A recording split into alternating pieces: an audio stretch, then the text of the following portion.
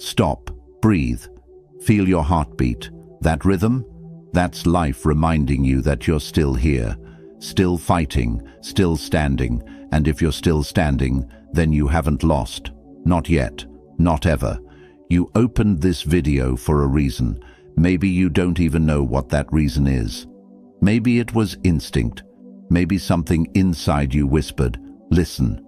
Please just listen. So here I am, here you are, and what I'm about to tell you might save your life. Not dramatically, not suddenly, but quietly, deeply, permanently. The voice in your head that tells you you're not enough, it's a liar. The thoughts that replay your failures like a broken record, they're stealing your future. The negativity that clouds every decision, every dream, every possibility, it ends today, right here, right now, if you let it. Imagine standing in a room full of mirrors. Everywhere you look, you see yourself, but the reflections are distorted, too fat, too thin, too broken, too flawed. You believe what you see because mirrors don't lie, right? Wrong. These aren't mirrors. They're funhouse illusions, and you've been living in that funhouse so long, you've forgotten what you really look like. The Buddha once said, what you think, you become. What you feel, you attract. What you imagine, you create. Read that again, slower this time. Your thoughts aren't just passing clouds, they're blueprints. They're building your reality brick by brick, thought by thought, moment by moment. And if your thoughts are poison, your life becomes a poisoned well. But here's the truth they don't teach you in school. You are not your thoughts. You are the sky, and thoughts are just weather passing through. Storms come, storms go. But the sky remains, vast, limitless, untouched by the chaos below it. Right now, you're at war, not with the world, not with other people, with yourself. Every morning you wake up and the battle begins. You can't do this. You're going to fail. Nobody believes in you. Why even try? These are the weapons you use against yourself, and you've gotten so good at this war that you're winning at destroying your own spirit.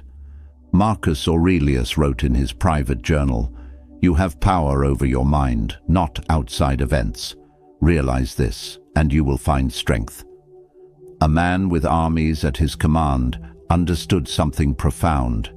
The only battle that truly matters is the one inside your skull.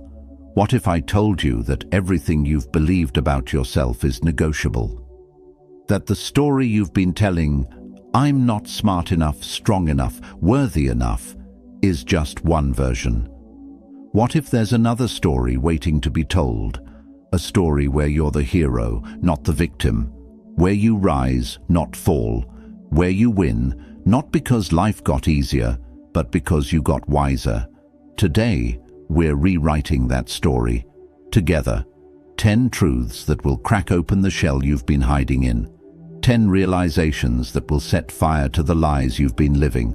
10 moments where you choose differently, think differently, become differently. Not someday. Today. Not when you're ready. Now. Hit that like button. Drop a comment and share this with one person who's drowning in their own thoughts. Subscribe, because transformation isn't a one-time event. It's a daily practice. And most importantly, every word matters. Every second counts. Your old self will try to pull you away. Your new self is begging you to stay. If you're ready to speak to yourself with compassion, let's flood this space with commitment. Type in the comments, "I choose kindness." Number 1, your thoughts are not facts. Your brain generates about 6,000 thoughts per day, 6,000, and most of them complete fiction, stories, assumptions, fears dressed up as facts. Yet you believe them, you treat them like gospel truth, like divine prophecy, and they're destroying you from the inside out. When you think, "I'm a failure," that's not a fact. That's a feeling wearing a disguise. When you think, nobody likes me, that's not reality. That's fear speaking with confidence. Your thoughts are not truths delivered from heaven. They're guesses, interpretations, old wounds talking. Epictetus taught, "We are disturbed not by things, but by the views we take of them." Read that until it breaks something open inside you. The event is neutral. Your thought about the event gives it power. You don't fail and feel pain. You fail, think I'm worthless, and then feel pain. The thought is the bridge between experience and suffering. Picture this. You're sitting by a river. Leaves float past on the water. Some are beautiful, some are rotting. Do you grab every leaf? Do you hold the disgusting ones close and say, "This is mine now"? Nah, you watch them pass. That's what you need to do with thoughts. Watch them. Don't grab them. Don't make them yours. Your mind is trying to protect you, but it's using outdated methods. It remembers every pain, every rejection, every failure, and it warns you constantly. Don't try. You'll get hurt again. It thinks it's helping. It thinks it's keeping you safe. But safety and growth don't live in the same house. Sometimes the thoughts that feel most urgent are the ones that deserve the least attention. Try this right now. When a negative thought appears, say, "I'm noticing the thought that I'm not good enough." Not, "I'm not good enough," but I'm noticing the thought. Feel that space, that distance. That's freedom. That's you remembering you are not your thoughts. You are the one watching them. Every thought that enters your mind is asking for permission to stay. You are the gatekeeper. You decide what gets in. Some thoughts knock on your door and you need to say, "Thank you for your concern, but I don't need you right now."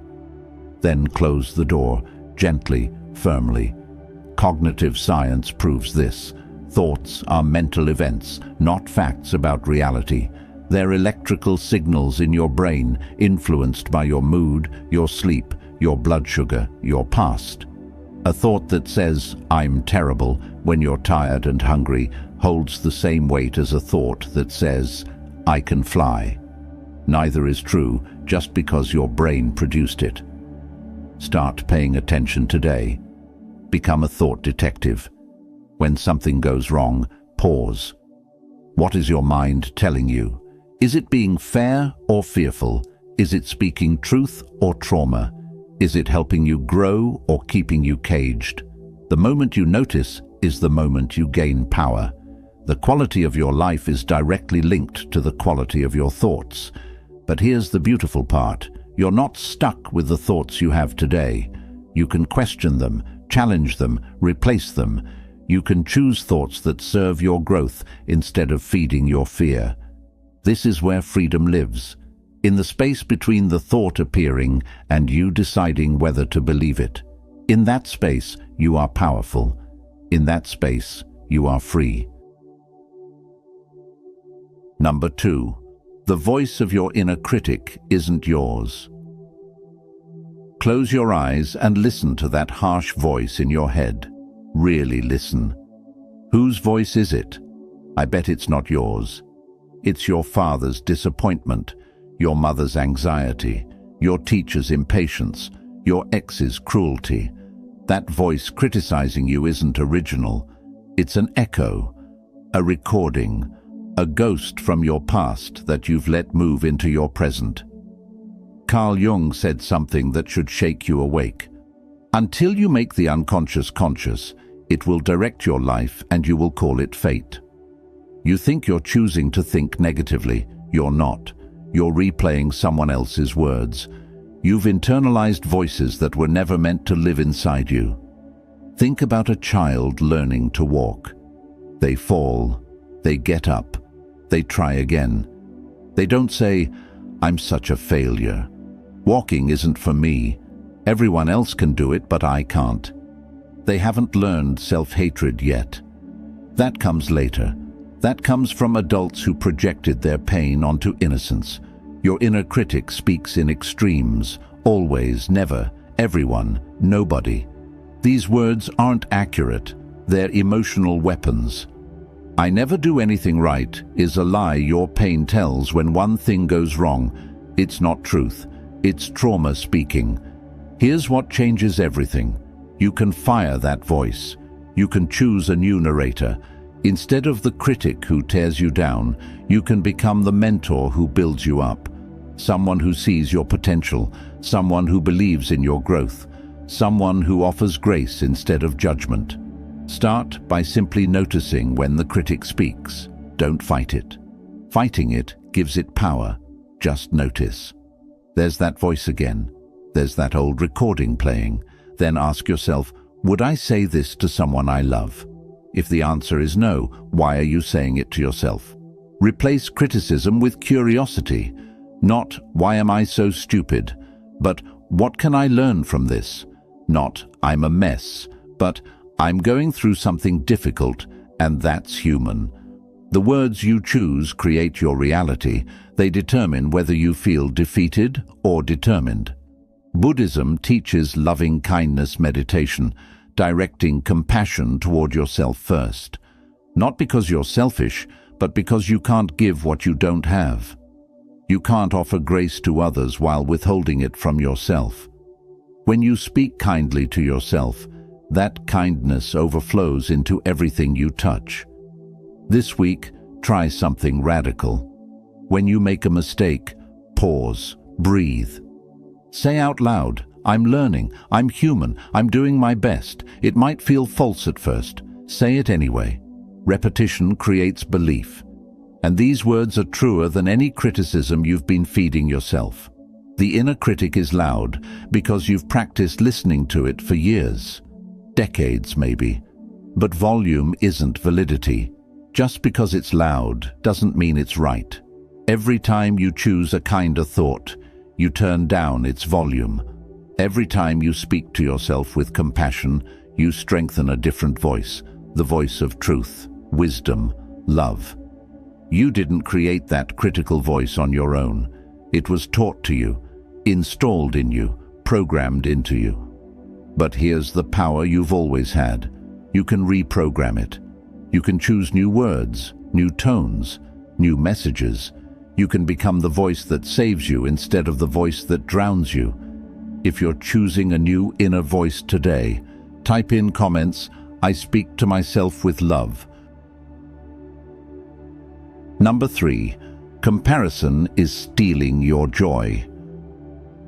You're scrolling. Everyone's winning. Everyone's glowing. Everyone's living their best life. Their body is perfect. Their relationship is goals. Their success is effortless. And you? You feel invisible, inadequate, left behind. This is the trap. This is the theft. This is comparison stealing the only thing that truly matters, your peace. Theodore Roosevelt said, comparison is the thief of joy. But it's worse than that. Comparison is the thief of presence. It steals your ability to see your own progress. It blinds you to your own blessings. It makes you hate your chapter 3 because someone else is on chapter 20. You're comparing your reality to their highlight reel, their vacation, not their debt, their promotion, not their rejection letters, their smile, not their tears. You see the mountaintop. You don't see the climb. You don't see the falls. You don't see the blood on their knees from crawling when they couldn't walk. Social media has turned comparison into an addiction, an endless feed of proof that everyone else has it figured out. But it's a lie, a curated lie, filtered, edited, carefully selected moments designed to look effortless when they cost everything. But even without social media, comparison existed. It's human to look around and wonder if you measure up. The problem isn't the glance, it's the stare. It's when you use their success as evidence of your failure, when you make their journey proof that something's wrong with yours. Listen to me, your path is yours alone. Nobody else has your combination of gifts, scars, dreams, and destiny. You're not supposed to look like them, move like them, win like them. You're supposed to become the fullest expression of yourself, not a cheap copy of someone else's life. The Stoics practiced focusing on what's within their control. You can't control their timeline. You can't control their advantages. You can't control their luck or privilege. But you can control where you place your attention. You can control whether you celebrate their win or resent it. You can control whether you focus on what you lack or what you have. Start a gratitude practice. Every morning, name 3 things going right in your life. Not perfect, just right. Your health, your friend, your persistence. These things are real. They're yours. They matter more than any stranger's Instagram post. When you catch yourself comparing, redirect immediately. Instead of, "They have what I want," try, "Their success shows me what's possible." Instead of, "I'm so far behind," try, "I'm exactly where I need to be to learn what I need to learn." The shift is subtle but seismic. Celebrate other people, genuinely. Their success doesn't diminish yours. The universe isn't running out of blessings. There's enough sunlight for every flower, enough rain for every seed.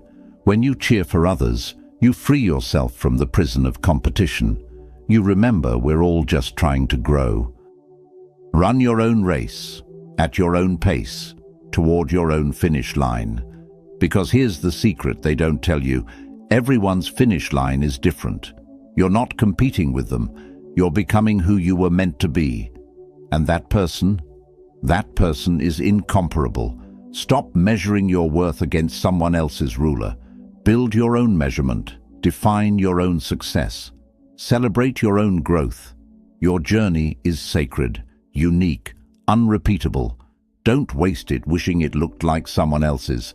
If you're done comparing and ready to start living, type in the comments, "I celebrate my unique path." Number 4.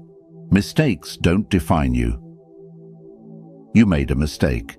Maybe yesterday, maybe years ago, and you're still there, still replaying it, still using it as evidence that you're broken, still letting one moment define your entire existence. But here's the truth that will set you free. Mistakes are events, not identities. Thomas Edison failed 10,000 times before inventing the light bulb. When asked about failure, he said, "I have not failed. I've just found 10,000 ways that won't work." He understood something profound. Mistakes aren't proof you're broken. They're proof you're brave enough to try. You didn't fail. You experienced failure. You didn't mess up your life. You had a moment that didn't go as planned. The mistake is something that happened. It's not who you are. But when you fuse your identity with your errors, you trap yourself in a prison made of shame. Understand the difference. Shame says, "I am bad." Guilt says, "I did something bad." One attacks your character. One addresses your behavior. Shame keeps you stuck. Guilt helps you grow. The difference is freedom. Your brain has a negativity bias. It remembers mistakes more vividly than successes because evolutionarily, remembering danger kept your ancestors alive. But in modern life, this bias doesn't serve you. It makes you replay your worst moments while forgetting your best ones. It makes you define yourself by your lowest point instead of your highest potential. Think about the people you love. Do you define them by their worst day? Do you hold their mistakes against them forever? Nah. You see them with compassion. You give them grace. You understand they're human. So why can't you give yourself the same grace? Every person you admire has failed spectacularly. Every leader you respect has made mistakes. Every success story you celebrate includes chapters of falling flat on their face. The difference isn't perfection. It's resilience. It's getting up. It's learning. It's trying again. Mistakes are data, information, teachers. They show you what doesn't work so you can discover what does. When a scientist's experiment fails, they don't quit science. They adjust the hypothesis. They try differently. Your life is the experiment. Your mistakes are the results guiding you toward better methods. Stop punishing yourself for being human. Stop holding yourself to a standard that nobody on this planet can meet. Perfection is not the goal. Growth is the goal. Becoming a little wiser, a little kinder, a little braver than you were yesterday, that's the goal. Forgive yourself. Not because what you did was okay, not because it didn't matter, but because carrying the weight of your past is preventing you from stepping into your future. Forgiveness doesn't erase the mistake. It releases you from the prison of shame so you can move forward. Reframe your self-talk immediately. Instead of, "I'm such an idiot," try, "I made a choice that didn't work out, and now I know better." Instead of, "I ruin everything," try, "This situation didn't go well, and I'm learning from it." The words you use shape whether you see yourself as hopeless or capable of change. You are not your mistakes. You are not your worst day. You are not the sum of everything you wish you could undo. You are a person learning, evolving, becoming. You are worthy of forgiveness. You are worthy of grace. You are worthy of starting again, as many times as it takes. If you're ready to release the shame and embrace the lesson, type in the comments, "I am more than my mistakes." Number 5. You don't need permission to start over. There's something you want to change, something you want to release, something you want to begin. But you're waiting for the right moment, waiting for someone to tell you it's okay, waiting for permission that will never come. Because nobody is going to give you permission to live your life. You have to give it to yourself. Mary Oliver asked in her poem, "Tell me, what is it you plan to do with your one wild and precious life? Not what others think you should do. What you plan to do. Your life is yours. Your choices are yours. Your fresh start is yours to claim right now. You don't need to wait until Monday. You don't need January 1st. You don't need to feel ready because you might never feel ready. Growth doesn't happen in comfort. Change doesn't wait for perfect conditions. The right time is now, this moment, this breath. Maybe you're thinking, "But I've tried before and failed." Good. That means you're courageous. That means you know what doesn't work. Every ending is information for a better beginning. Every closed door teaches you which doors to open next. Society puts timelines on success. Graduate by this age, marry by that age, achieve this by then. But life isn't a race with a universal finish line. You can start a new career at 40, go back to school at 50, reinvent yourself at 60. Age is not a barrier, fear is. You're allowed to change your mind. You're allowed to want something different than you wanted 5 years ago. You're allowed to outgrow old versions of yourself. You're allowed to release goals that no longer serve you and chase dreams that set you on fire today. Evolution is not betrayal. The Japanese have a concept, Kaizen. Continuous improvement through small, consistent changes. You don't have to transform overnight. You don't have to become someone completely different by tomorrow. Just take one small step today, then another tomorrow. Small steps, taken consistently, lead to extraordinary places. What's stopping you isn't ability. It's the story you're telling yourself. I'm too old. I'm too young. I don't have money. I don't have time. People will judge. These are real concerns, but they're not walls. They're hurdles, and hurdles can be jumped.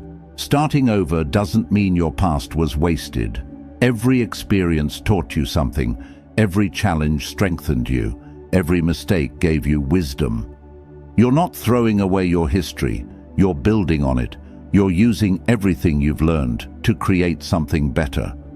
Give yourself permission to be a beginner again. Give yourself permission to not have all the answers. Give yourself permission to stumble, learn, and figure it out as you go. Nobody starts as a master. Mastery comes from daring to start. Right now, decide one thing you're going to change, one habit you're breaking, one dream you're pursuing, one truth you're living. Don't announce it. Don't wait for applause. Just begin, quietly, powerfully. Today, you are not stuck. You are not trapped. You are not doomed to repeat the past. Every single moment is a chance to choose differently, to speak differently, to act differently, to become differently. The power has always been yours. Now use it. Stop asking for permission from people who don't own your life. Stop waiting for validation from people who don't understand your vision. Stop delaying your dreams because of fear dressed up as wisdom. Start today, now. This moment is all you have. Don't waste it waiting. If you're ready to start over without asking anyone else, type in the comments, "I give myself permission." Number 6. Your worth isn't measured by productivity. You're exhausted, running on empty, but you can't stop, can't rest. Because rest feels like weakness, slowing down feels like failure. You've built your entire sense of worth on what you accomplish, how much you produce, how busy you look, and it's killing you slowly from the inside. Lao Tzu wrote, "Nature does not hurry, yet everything is accomplished. Trees don't stress about growing fast enough. Rivers don't apologize for their pace. Seasons change without rushing. Yet you've convinced yourself that your value depends on constant motion, endless achievement, perpetual doing. You are not a machine. You're a human being, not a human doing. Your worth was established the day you were born, not earned through achievements. You don't become more valuable when you finish your to-do list. You don't become less valuable when you rest. Hustle culture has taught you a dangerous lie, that rest is laziness, that boundaries are selfishness, that saying no is disappointing people. So you say yes when you mean no. You work when you need sleep. You push when you need pause. And you wonder why success feels empty. Your body is screaming at you, fatigue, anxiety, tension, pain. These aren't inconveniences to power through. They're messages begging you to slow down. When you ignore them, they get louder. Your body will force you to rest eventually, either by choice or by collapse. Think about the people you love. Do you love them for what they do or who they are? Do you care about your friend because of their job title or their heart? The answer is obvious. So why do you judge yourself by standards you don't apply to anyone else? There's a difference between ambition and anxiety. Ambition says, "I want to grow." Anxiety says, "I'm not enough unless I achieve." Ambition is fuel. Anxiety dressed as ambition is destruction. Learn to tell the difference. Rest is not a reward for productivity. Rest is a requirement for being human. You don't have to earn the right to take care of yourself. You don't have to justify needing a break. Your worthiness isn't up for debate based on today's output. Here's the irony. When you rest properly, you become more effective. Your creativity increases, your focus sharpens, your problem-solving improves. Rest isn't the opposite of productivity, it's the foundation. You can't pour from an empty cup. You can't run on fumes forever. Practice the art of enough. Enough work for today. Enough striving for this season. Enough proving for this lifetime. You are already enough. Not because of what you've done, but because of who you are. A human being worthy of rest, peace, and existence without justification. Set boundaries without guilt. Say no without over-explaining. Take breaks without apologizing. Your time is yours. Your energy is precious. Your peace is worth protecting. People who truly care will understand. People who don't, they're teaching you who deserves access to your life. What if you measured success differently? Not by how much you did, but by how present you were. Not by how busy you looked, but by how peaceful you felt. Not by external achievements, but by internal alignment. Success isn't doing everything. It's doing what matters and releasing what doesn't. You are worthy right now, in this exact moment, as you are. Not after you finish the project, not after you reach the goal, not after you prove yourself one more time. Right now, your existence is enough. Your being is enough. You are enough. If you're ready to rest without guilt, type in the comments, "I am enough without the hustle." Number 7. Healing isn't linear. You thought you were getting better. You had good days, strong days, days where you felt like yourself again. And then suddenly, you're back. Back in the darkness. Back in the pain. Back in the struggle you thought you'd overcome. And you feel like you failed. Like all your progress was illusion. Like you're right back at the beginning. But here's the truth. Healing doesn't move in straight lines. It spirals. It ebbs and flows. It takes 2 steps forward and 1 step back. And that's not failure. That's exactly how healing works. Carl Jung understood this. Healing means integration, not perfection. It means facing the same wounds at deeper levels, not erasing them completely. Each time you revisit a painful place, you're not starting over. You're processing it with more wisdom, more strength, more tools than you had before. Think of healing like climbing a mountain in spirals. You circle around, sometimes feeling like you're covering familiar ground, but you're not at the same elevation. You're higher, you see more, you understand more. The path feels familiar, but you're not the same person walking it. Bad days don't erase good days. A setback doesn't undo months of progress. That difficult moment yesterday doesn't cancel the growth you've achieved. You're not back at the beginning. You're in a new place with old feelings. And that's different. Your triggers will still trigger. Your wounds will still be tender. Your trauma will still echo. But each time you face them, you get stronger. Each time you survive them, you build evidence that you can survive them again. Each time you choose healing, you're creating new pathways, new patterns, new possibilities. Stop comparing your healing to others' timelines. Stop judging yourself for not being over it yet. There's no deadline on processing pain. There's no expiration date on healing. Some wounds are deep, some take time.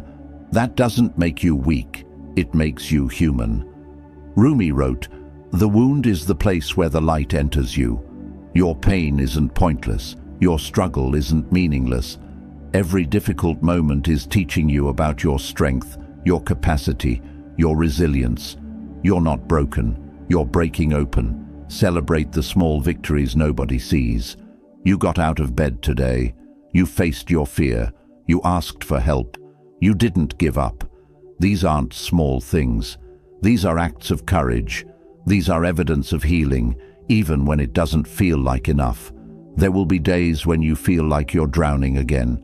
Days when old patterns resurface. Days when you question if healing is even possible. On those days, remember, you've survived every difficult day so far. 100% success rate. That's not luck. That's strength. Healing requires patience you don't feel like you have. It requires trust when you're tired of trusting. It requires you to keep going when everything in you wants to quit. But you don't have to heal perfectly. You just have to keep healing honestly. Give yourself grace for the hard days. Give yourself credit for progress you can't see. Give yourself permission to heal at your own pace, in your own way, on your own timeline. You're not racing anyone. You're not competing with anyone. You're simply becoming whole again, one imperfect day at a time. The spiral isn't taking you backward, it's taking you deeper, and deeper is where the real healing lives. So, keep going. Keep healing. Keep trusting the process, even when the process feels broken. You're not broken. You're becoming. If you're giving yourself grace for the non-linear path, type in the comments, "I trust my healing journey." Number 8. Silence the what if that steals your peace. What if it doesn't work? What if they reject you? What if you fail? What if you're not ready? What if everything falls apart? These questions are vultures circling your mind. They keep you awake at night. They paralyze you during the day. They steal your present by filling it with fear about a future that hasn't happened and might never happen. Seneca said, "We suffer more often in imagination than in reality." Think about that. Most things you worry about never occur. You've survived countless fears that turned out to be nothing, yet your mind keeps manufacturing new ones, keeps asking what if, keeps preparing for disasters that exist only in thought. Here's what if really does. It keeps you stuck. It gives you reasons not to try. It provides justification for staying small, staying safe, staying comfortable. Because if you never risk, you never fail. But you also never succeed. You never grow. You never live. Your brain is designed to predict danger. It's trying to protect you, but it can't tell the difference between real threats and imagined ones. It treats the possibility of embarrassment the same as physical harm. Your nervous system responds to, "What if they laugh?" the same way it responds to, "What if there's a bear?" But these aren't the same. What if you asked different questions? What if it does work? What if they say yes? What if you succeed beyond imagination? What if you're more ready than you think? What if everything comes together beautifully? These questions are equally possible, but you don't ask them because hope feels more dangerous than fear. Fear disguises itself as preparation. "I'm just being realistic," you tell yourself. "I'm just thinking ahead." But there's a difference between planning and anxiety. Planning asks, "What's my next step?" Anxiety asks, "What's the worst that could happen?" and replays it endlessly. Truth is, you can't control most outcomes. You can't guarantee results. You can't eliminate all risk. Life is uncertain by nature, but you can control this, whether you let fear make your decisions, whether you let what if steal your dreams before you even try. Every person who did something meaningful faced the same what ifs. Every artist before creating, every entrepreneur before launching, every person before saying, "I love you." The difference isn't that brave people don't feel fear, it's that they act despite it. They feel the what if and move forward anyway. Start catching yourself when what if thinking begins. Notice it, name it. There's my mind trying to predict the future again. Then redirect. Bring yourself back to now. What do you know right now? What can you do right now? What's actually happening right now, not in the imagined future? Practice the pause. When anxiety grips you, take 3 deep breaths. Feel your feet on the ground. Look around. Name 5 things you can see. This brings you back to reality, back to the present, back to the only moment you have power in. Replace catastrophic thinking with realistic thinking, not blind optimism, but honest assessment. This might not work, and if it doesn't, I'll figure it out. I might fail, and if I do, I'll learn something. Things might go wrong, and if they do, I'll handle it. You've handled everything so far. You'll handle what comes next. The future unfolds whether you worry or not. Worry doesn't prevent bad things. It only prevents you from enjoying good things happening now. Choose presence over prediction. Choose action over anxiety. Choose living over endless mental rehearsal of things that might never be. Number 9. You're allowed to outgrow people and places. There are people in your life who knew the old you, the you who stayed quiet, the you who played small, the you who accepted less than you deserved, and now you're changing. growing, becoming, but they're uncomfortable with this new version. They want you to stay who you were because it makes them comfortable, and you feel guilty for evolving. Heraclitus said, "No man ever steps in the same river twice, for it's not the same river, and he's not the same man. Change is the only constant. You're not who you were last year. You won't be the same next year. This is natural. This is growth. This is life. But here's the painful truth. Not everyone can grow with you. Not every relationship is meant to last forever. Some people are in your life for a season, not a lifetime. And that's okay. It doesn't make the love less real. It just means your paths are diverging. You've changed. Your values shifted. Your goals evolved. Conversations that once fulfilled you now feel empty. Places that felt like home now feel confining. Dreams you shared with people no longer align. And you feel guilty, like you're abandoning them, like you're being disloyal. But growth isn't betrayal. Choosing yourself isn't selfish. Creating space for your evolution isn't cruel. You can love people and still outgrow them. You can appreciate what they brought while acknowledging they're no longer aligned with where you're going. Some people will celebrate your growth. They'll encourage your dreams. They'll support your transformation. These are your people. Keep them close, but others will resist. They'll criticize. They'll try to guilt you.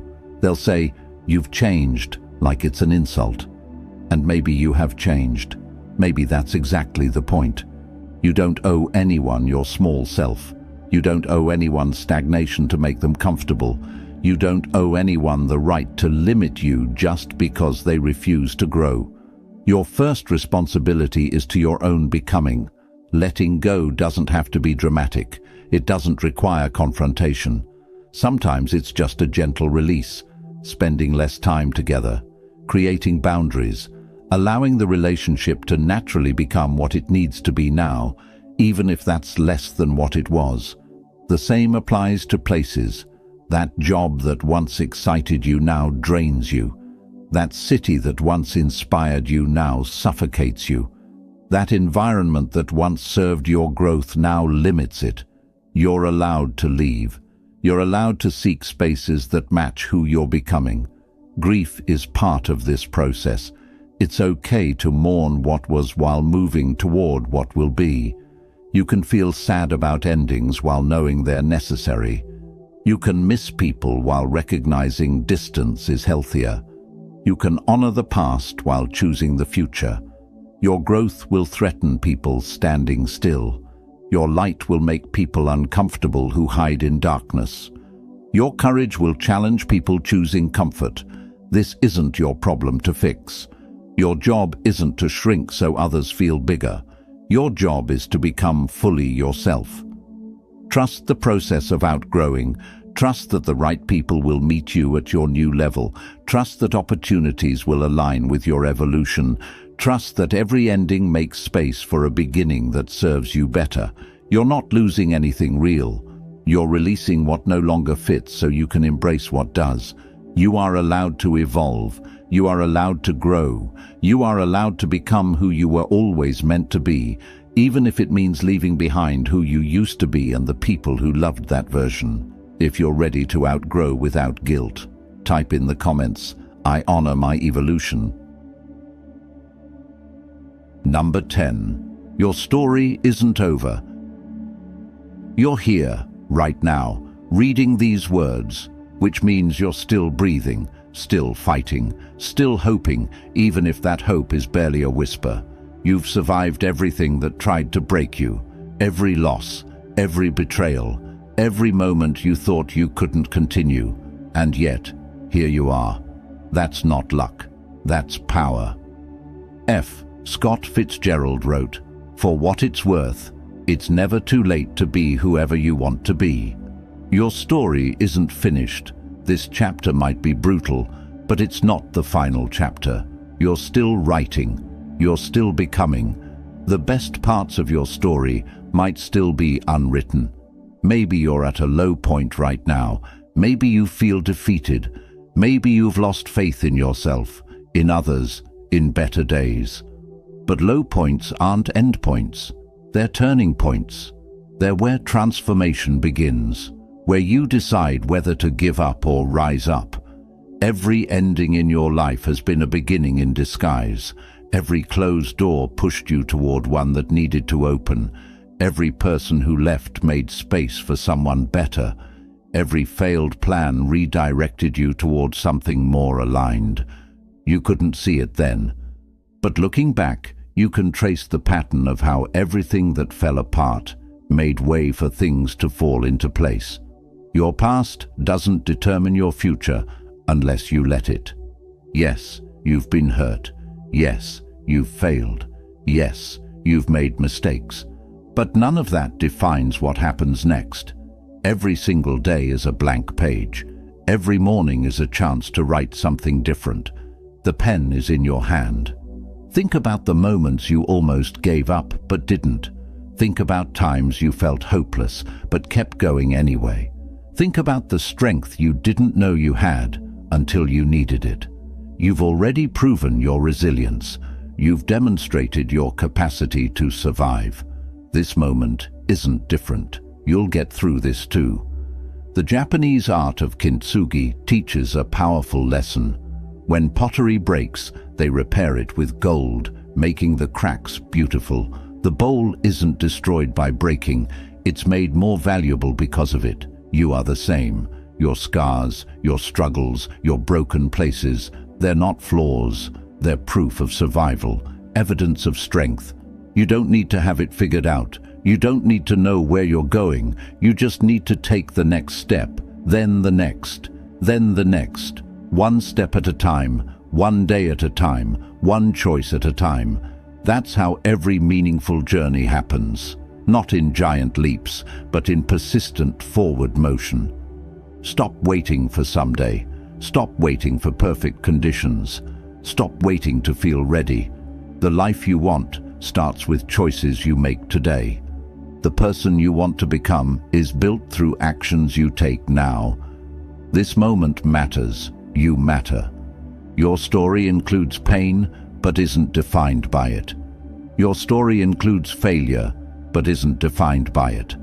Your story includes struggle, but isn't defined by it. Your story is about resilience, about courage, about a person who kept going when everything said to stop, about someone who chose hope when despair seemed easier. The ending hasn't been written yet.